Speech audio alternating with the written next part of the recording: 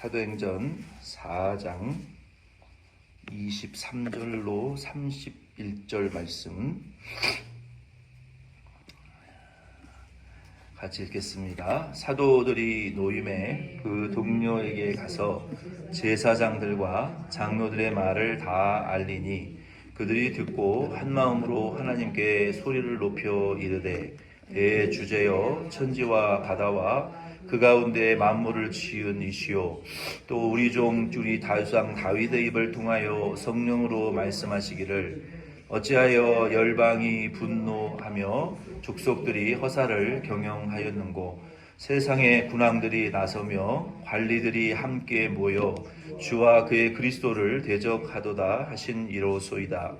과연 헤롯과 본디오 빌라도는 이방인과 이스라엘 백성과 합세하여 하나님께서 기름 부으신 거룩한 종 예수를 거슬러 하나님의 권능과 뜻대로 이루려고 예정하신 그것을 행하려고 이 성에 모였나이다.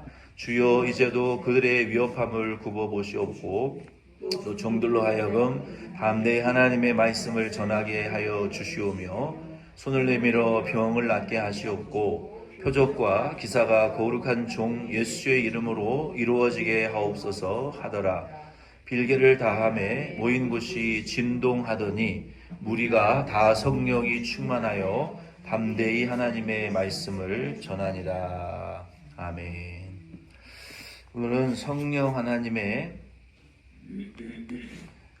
사역 18가지 중에서 16번째 충만케 하시는 사역, 충만 사역에 대한 공부를 함께 또 나누면서 은혜 나누겠습니다. 이 성령에 충만하시게 하시는 사역은 우리가 성령으로 충만하다는 것은 삼일체 하나님의 제3위이신 성령께서 우리를 능력 있게 다스리고 있는 그 이제 상태를 의미하는 거예요. 이것은 예수 그리스도의 주 되심을 인정하는 가운데 하나님의 그 온전한 임재와 능력을 경험하는 것입니다. 성령의 충만함은 새로움과 또 순종, 담대한 증언, 그리고 믿는 자의 삶 속에서 사람들의 마음을 사로잡는 놀라운 능력으로 이어진다라고 이 성령 충만의 사역을 충만하게 하시는 사역을 우리가 서술할 수가 있습니다. 그래서 내가 성령 충만해야 되겠다라고 해서 그 충만해 진다라고 할 수가 없고 우리가 성령에 be filled with the Holy Spirit. 그러니까 우리의 그 성령에게 온전히 이 이끌림을 받는 그러한 그 상태를 성령의 충만함이라고 말할 수가 있죠. 그러니까 단순히 은사만이 성령의 충만함은 아니고 은사는 이제 일부분적인 것이고 우리가 성령의 충만함을 받고 이끌림을 받고 있는 그 상태, 그 상태를 성령 충만한 상태라고 충만케 하시는 사역이라고 설명할 수 있고 그리고 그 성령의 충만함은 항상 우리를 담대한 복음 증인으로서 세우시는 결과를 우리가 보게 될 수 있고 그리고 능력과 권능 가운데에서 복음과 사역의 자리로 우리를 다시 세워주시는 그 역사를 성령의 충만한 사역이다라고 충만 사역이라고 이해할 수가 있습니다.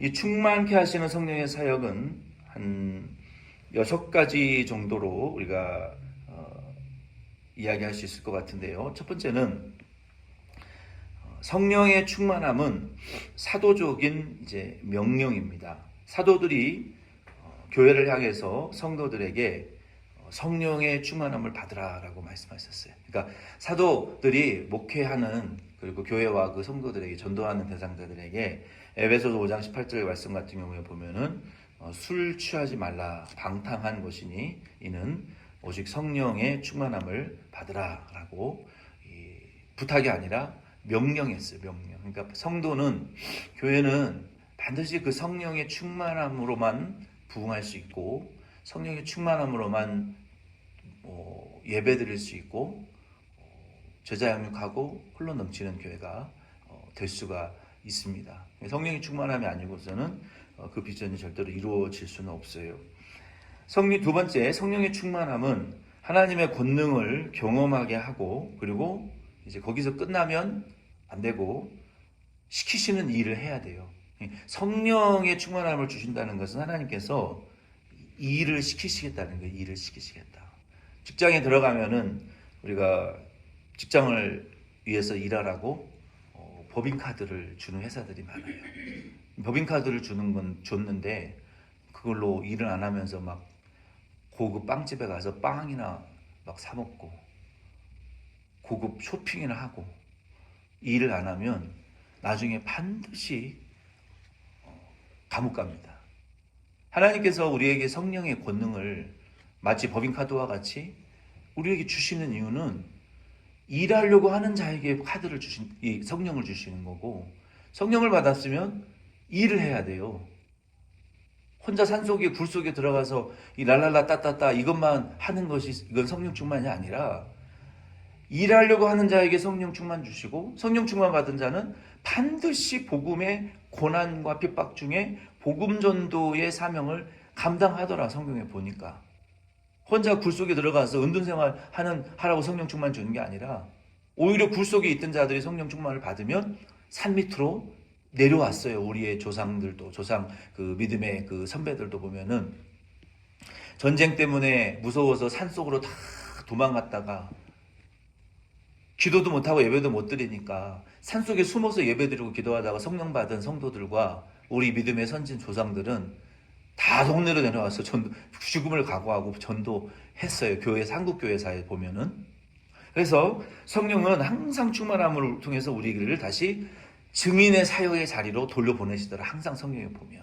세 번째는, 그래서 오늘 읽었던 이 사도행전 4장 23절로 31절 말씀에 보면은 베드로와 요한이 성전문에 앉아있던 안진뱅이를 나는 은도 없고 금도 없는데 가만 보니까 너에게 믿음이 있는 거가 이 영안이 열려서 베드로와 요한이 보았단 말이에요. 그 안진뱅이에게. 그래서 나는 금도 은도 줄 수 없는데 네 속에 예수 믿는 믿음이 있는 것을 내가 보니까 나사렛 예수의 이름으로 일어나 걸어라. 그랬더니 일어나 걸어버렸단 말이에요. 그로 인해서 성령 충만받고 3,000명이 예수 믿었더니 그 사도들이 기적을 행함으로 하루에 5,000명씩 예수 믿는 사람. 그러니까 단위가 20명이 아니라 하루에 1,000단위, 수천 단위. 3,000에서 5,000이면 배가가 됐잖아요. 3,000명이 예수 믿고 5,000명이 예수 믿는 이러한 엄청난 성령의 역사가 하루 사이에 막 예루살렘 안에서 폭발적으로 일어나니까 이 사내들인 공예 예수 그리스도를 십자가에 못 박아 죽인 대제사장들과 서기관들과 관원들이 이거 그의 제자들을 가만 놔뒀다간 이거 더 큰일 나겠다. 예수보다 더 큰 일을 지금 벌리고 있다. 제 사도들이. 그래서 베드로와 요한을 감옥에 가둬넣는데 그들이 풀려났어요. 그리고 이 소식을 들은 모든 예루살렘 교회 성도들이 사도들과 함께 모여서 여기 사도행전 4장 23절 31절 말씀에 시편 8편 말씀을 읽으면서 열방이 어찌하여 허사를 경영하는고 그의 기름 부으신 자를 왜 죽이려고 하는가. 과거에도 그랬고 예수도 죽였고 이제는 그의 사도들과 교회를 죽이려고 하는데 그들이 모여서 한 마음으로 하나님 앞에 하나님 종 예수 그리스도를 거스르는 하나님의 구원의 예정을 거스리고 하는 그들의 위협을 돌아보아 주시옵소서. 그리고 복음을 전하고 손들어 병든 것을 고치고 또 종들로 하여금 담대히 하나님의 말씀을 전할 때 질병이 떠나고 표적과 기사와 거룩한 종 예수의 이름으로 이 모든 일들이 일어나게 하시옵소서 하고 온 교회가 핍박 중에 감옥에서 돌아온 사도들과 한 마음으로 뜨겁게 복음을 위해서 성령보다라고 기도하니까 교회의 터가 막 꿀 진동하는 역사가 일어난단 말이에요. 그리고 성령이 다시 오순절 성령이 또 부어지고 담대함이 오고 나가서 죽음을 불사하고 복음 전파하는 역사가 일어났던 것처럼 하나님의 성령의 충만함이라는 것은 항상 우리를 예수의 증인의 자리로 돌려보내시더라. 이게 성령 충만의 바른 결과예요. 세 번째는 성령 충만은 그리스도인의 양질의 인격이 지속되게 하신다라는 것을 우리가 성경에 찾아볼 수가 있어요. 예루살렘 교회에서 베드로와 야고보 요한이 성도들 밥 주고 뭐 반찬 만들고 옷 주고 가난한 사람들에게 돈 나눠주는 일 때문에 말씀 준비하고 기도할 시간이 없어졌고, 그리고 유대인 그리스도인들과 헬라인 그리스도인들 여전도회에서 누가 밥을 주네 마네 가지고 싸웠어요. 그러니까 교회는요, 옛날이나 지금이나 똑같아. 식당에서 우리 여전도회에서 밥 가지고 싸우는 일이 예루살렘 교회에도 있어 시작됐었단 말이에요. 그러니 베드로와 야고보가 도저히 안 되겠으니까 우리 유대파 그리스도인들은, 헬라파 그리스도인들은 게으르고 일도 안 하고 와서 밥만 먹고 그냥 설거지도 안 하고 가버린다고 불평하고, 헬라파 유대인들은 유대파 그리스도인들이 아직도 율법으로 우리를 정죄하려고 그러고 자기들이 선민이라고 잘난 줄 알고 우리를 차별하려고 그런다고, 이런 여성들의 이 주방에서의 갈등이 교회 안에, 예루살렘 교회에 일어났단 말이에요. 그래서 베드로와 요한이 질서 정리를 딱 했잖아요. 우리는 이제 밥하고 교회 관리하고 회계 관리하고 건물 관리하는 거 안 한다. 성도들 대표에서 중에서 7사람을 대표를 뽑아라. 조건은 성령과 지혜가 충만하고 모든 사람에게 칭찬받는 좋은 인격의 소유자여야 된다. 간단한 원리예요. 우리가 교회 집사, 직분자는요, 성령과 진리가 충만하고 모든 사람들에게 한 입으로 칭찬받는, 존경받는 사람이 교회 집사, 직분자들이 되어야 되는 것을 여러분 믿으시길 바랍니다.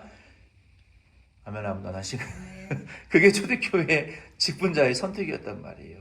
그래서 집사 7을 뽑았는데 그 중에 스데반도 있었고 빌립도 있었고 니골라도 있었어요. 근데 니골라도 뽑힐 때는 성령 충만, 지혜 충만, 모든 자에게 칭찬받는 사람이었어요. 니골라도 원래는. 근데 나중에 이제 타락했죠. 그래서 성령 충만함은 이 성령 받은 집사들이었잖아요. 예루살렘 교회.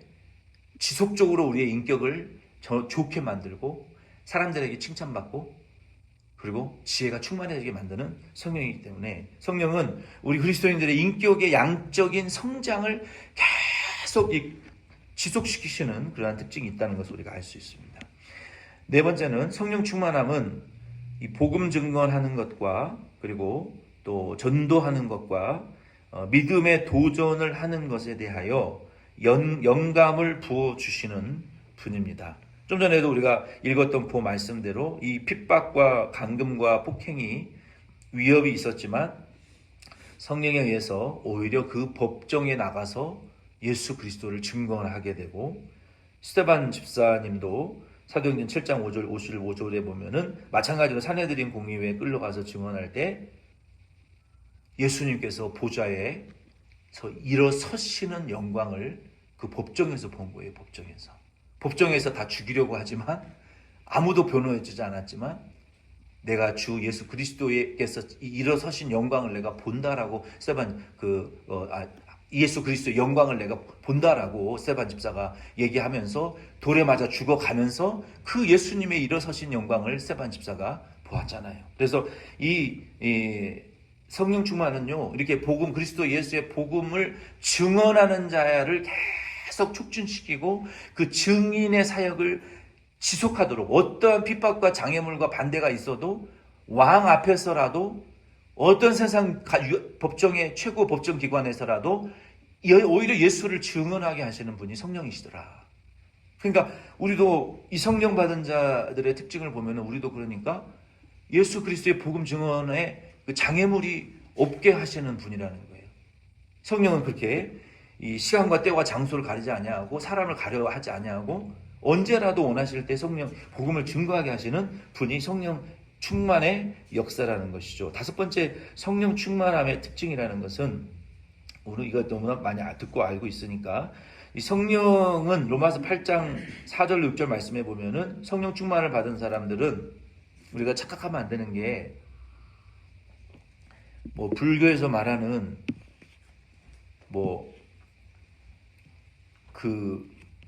불교나 도교에서 말하는 어떤 그 속세를 초월하는 도인이 되는 것을 성경 말하고 있지 않아요. 무와 공이 되고 초월하는 그 초월자적인 그러니까 도교나 이 유교에서 말하는 그 초월자, 이 도교 그런 사상은 뭘 가리키는 거냐면은 죄인이 그냥 하나님이 된다라고 가리키는 거예요. 그 유교에서 가리키는 공자나 맹자나 순자나 이러한 사람들이 가리키는 것은 죄인이 신선, 그러니까 하나님이 되는 것을 가리켜요. 로마의 신화도 마찬가지거든요. 죄인이 하나님이 되는 걸 가리켜요. 그래서 그런 신화들의 바탕으로 이 서구 사회, 북미 사회에 굉장한 영향력을 받고 있는 증거가 뭐냐면 뭐 뉴에이지라든지 뭐 마블이라든지 히어로, 영웅, 슈퍼맨, 뭐 원더우먼, 요 지구를 위기에서 구해줄 인간의 그 히어로가 나타날 것이다. 그러니까 그게 I can do it, I can do it이라는 이 용어 자체가 그러한 철학적인 바탕을 가지고 있어요. 인간은 모든 걸 할 수 있고 신도 될 수 있다. 이런 그 인간 중심적인 사상을 가지고 있는데 우리가 성령 충만함을 받으면은 그러면 우리가 하나님이 되는 것이냐? No. 여전히 죄인이에요. 구원받았지만 여전히 죄인이지만 우리 속에 마귀의 종로로 타던 죄의 구원받기 이전에 타락한 죄의 속성이 100% 그대로 남아있어요. 구원받은 사람도. 아멘이십니까? 예수 믿기 전에 타락한 100% 죄를 짓고자 하는 욕심이 여기 우리 육체 안에 100% 그대로 남아있다니까요. 예수 믿고 중생한 사람이라도 아무리 존경받는 우리 믿음의 바울도 마찬가지고 베드로도 요한도 아담도 아브라함도 100% 죄성이 그대로 남아있는 거예요. 여기에. 이거를 초월할 수가 없어요. 죽어야 초월을 하지. 예수 안 믿으면 죽어도 영원히 사는 몸으로 부활시켜가지고 영원한 지옥 형벌을 주시겠다고 예수님 말씀하셨잖아요. 죄사함 받지 못하면 예수 안에서 신이 될 수 없어요. 근데 뭐 불교나 유교나 도교나 세상 그러한 종교들은 신이 될 수 있다라고 가르쳐요.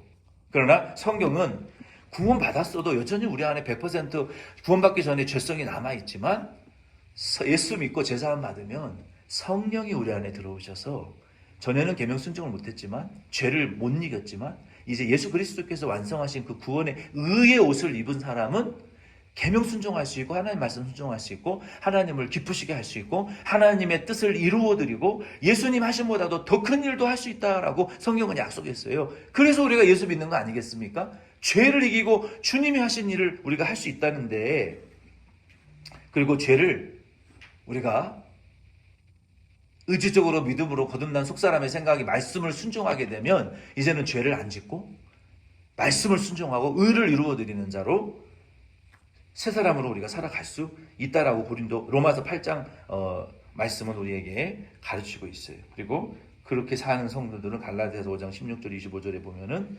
성령의 9가지 열매들이 맺혀지게 되고, 그러한 성도들은 고린도후서 6장 4절로 10절 말씀에 보면은 우리가 지난주에 읽었지만 뭡니까? 참 이런 사람이 될 수 있어요. 우리가 지식과 오래 참음과 자비함과 성령의 감화와 거짓이 없는 사랑과 진리의 말씀 하나님의 능력으로 의의 무기를 좌우에 가지고 영광과 욕됨으로 그러했으나 악한 이름으로 아름다운 이름으로 그러했느니라. 속이는 자 같으나 참되고 또 무명한 자 같으나 유명한 자가 되고 죽은 자 같으나 살아있고 징계받는 자 같으나 죽지 않고 근심하는 자 같으나 항상 기뻐하고 가난한 자 같으나 많은 사람을 부유하게 하고 없는 자 같으나 모든 것을 다 가진 사람이 성령 충만한 사람은 될 수 있다라고 성경은 말하고 있어요. 마지막으로 그래서 이 성령 충만한 사람은 마지막 6번째 성령 충만함과 연결된 특징들이 있는데, 성경에 보면은 성령 충만했던 사람들이 정교한 기술의 선물을 받은 사람도 있더라고요. 그 성막을 만들고 그 오홀리압과 또 그 성막의 그 성막 천을 짜고 성막의 기구를 만드는, 그러니까 목공예, 금속공예, 나무공예, 아주 정교한 가구와 그 기술을 만드는, 그 천을 짜고 카페트를 만들고 청실 홍실을 엮어서 성막의 이 지성소와 성소를 가로막는 그 큰 휘장을 만들고, 이런 아주 정교한 그 크래프트, 이런 기술을 성령이 또 주시고, 출애굽기 31장 3절에 25장 32절에 그리고 신명기 34장 9절이나 사도행전 6장 3절에 보면은 지혜를 주신다라고 말씀했어요. 지혜. 그리고 누가복음 10장 21절에 보면은 기쁨을 주시고, 사도행전 6장 5절이나 11장 24절에 보면은 믿음을 주시더라. 성령 받은 자들이 그런 구체적인 연결된 특징들을 성령 충만한 자들이 이제 받게 된다는 거예요. 받았다라고 성경은 말하고 있어요. 그래서 우리가 성령의 충만함이라는 것은 이렇게 6가지 정도로 우리가 요약을 할 수 있습니다.